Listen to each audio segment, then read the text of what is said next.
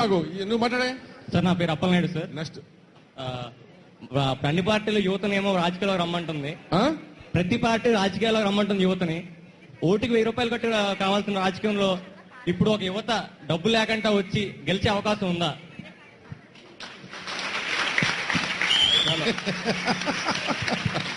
గెలిచే అవకాశం ఉందా అని అడిగావు. అంతే. గెలిపించవలసిన బాధ్యత మీకుందా లేదని నేను అడుగుతున్నా. ఇప్పుడు డబ్బులు ఖర్చు పెట్టకుండా రాజకీయాల్లో గెలిపించవలసిన బాధ్యత మీకుంటే నేను మిమ్మల్ని గెలిపించే బాధ్యత మధ్యలో ఉండేవాడిగా నేను అడుగుతాను, డబ్బు లేనివాడికి మీరు టికెట్ ఇస్తారా? డెఫినెట్ గా ఇస్తున్నా. మీరు గెలిపిస్తారా? ప్రజల్లో మార్పు మీరు గెలిపిస్తారా? ప్రశ్న, మీరు గెలిపిస్తారంటే మీలోనే ఎవరో వాళ్ళ కార్పొరేటర్లు కావచ్చు, రేపు భవిష్యత్తులో గుర్తుపెట్టుకోండి, మీరే కావచ్చు. ఇంకో ప్రశ్న సార్. మీ హయాంలో ఓట్స్ వ్యాగన్ అనే కంపెనీ వచ్చింది వైజాగ్ కి. ఓట్స్ వ్యాగన్ అనే కంపెనీ వచ్చింది వైజాగ్ కి. దానివల్ల వోక్స్ వ్యాగన్ దానివల్ల దగ్గర 1000 మందికో 2000 మందికో ఉత్సాహం రావాల్సి వచ్చింది.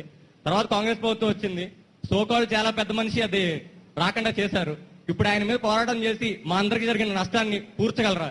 మీకు అందరికి కాంపన్సేషన్ ఇవ్వాలి. ఎవరి వాళ్ళు బొత్స సత్యనారాయణ ఇవ్వాలి, చనిపోయిన రాజశేఖర రెడ్డి గారు ఇవ్వాలి. ఇప్పుడు ఏంటంటే మీరు చెప్పింది వోక్స్ వ్యాగన్ ఒక ఫ్యాక్టరీ వస్తే ఇక్కడ ఎంప్లాయ్మెంట్ వస్తుంది.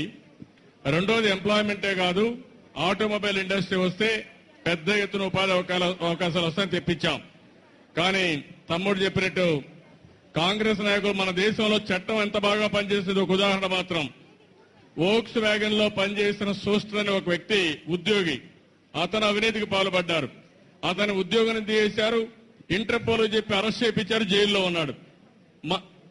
సూస్టర్ ని జైల్లో పెట్టారు. ఇది German company Volkswagen company.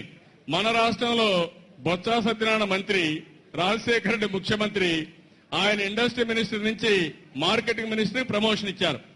ఆయన రాజశేఖర రెడ్డి గారు చనిపోయారు. ఇప్పుడు ఆయన పార్టీ నిన్న మొన్న మన విజయమ్మ గారు ఒక లెటర్ రాశారు కేంద్రానికి, పీఎంకి.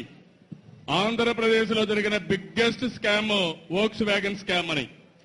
అది కరెక్ట్. ఎవరి కాలంలో జరిగింది? రాజశేఖర రెడ్డి గారి కాలంలో జరిగింది. ఆయన చేసిన పని ఏంటి? బొత్స సత్యనారాయణకు మార్కెటింగ్ మినిస్టర్ గా ప్రమోషన్ ఇచ్చారు. కాంగ్రెస్ పార్టీ పిసిసి ప్రెసిడెంట్ కి ఇప్పుడు అదనంగా ఇచ్చారు. అది ఈ దేశంలో ఉండే చట్టం. అదే ఈ ప్రాబ్లం వస్తా ఉంది. తమ్ముడు నన్ను అడిగావు నువ్వు ఈ క్వశ్చన్, ఇంతవరకు ఎంతమందికి చెప్పావు నువ్వు చెప్పని? ఈ కుండోళ్ళు ఎవరైనా చెప్పారా? వోక్స్ వ్యాగన్ పోయింది, కాంగ్రెస్ వాళ్ళ వల్ల పోయింది, అవినీతి వల్ల పోయింది ఎవరైనా చెప్పారా? చెప్పిన వాళ్ళు ఉద్యమాలు చేశారు కదా, 4 రోజులు ఉద్యమాలు చేశారు. తర్వాత అందరూ ఉద్యమాలు చేశావు, నువ్వు మాత్రం గమని చూస్తున్నావు. అంటే మేమే వెళ్ళాం కానీ తర్వాత మీ రాజకీయ పార్టీలు కూడా చాలా మంది ఆపేశారు. మేము కూడా ఆపేసా ఉంటాం. Okay, good. నేను అంటే ఇది ఈ ఇష్యూ అని కాదు కానీ జనరల్ గా ఏంటంటే అవగాహన పెంచుకోవడానికి కూడా ప్రయత్నం చేయండి. అసలు ఒక సమస్యని మీరు ఇప్పుడు సాఫ్ట్వేర్ అనుకోండి, మీరు అనలైజ్ చేసుకుంటారు కదా, సో అలాగే ఇష్యూని అనలైజ్ చేసుకోవటం కూడా నేర్చుకోండి. అంటే ఇష్యూ ఏంటి, దాని రిపర్కషన్స్ ఏంటి, మంచి చెడు అనలైజ్ చేసుకోవటం అలవాటు చేసుకుంటే సో దట్ మీకు you will arrive to A right conclusion. Okay, next.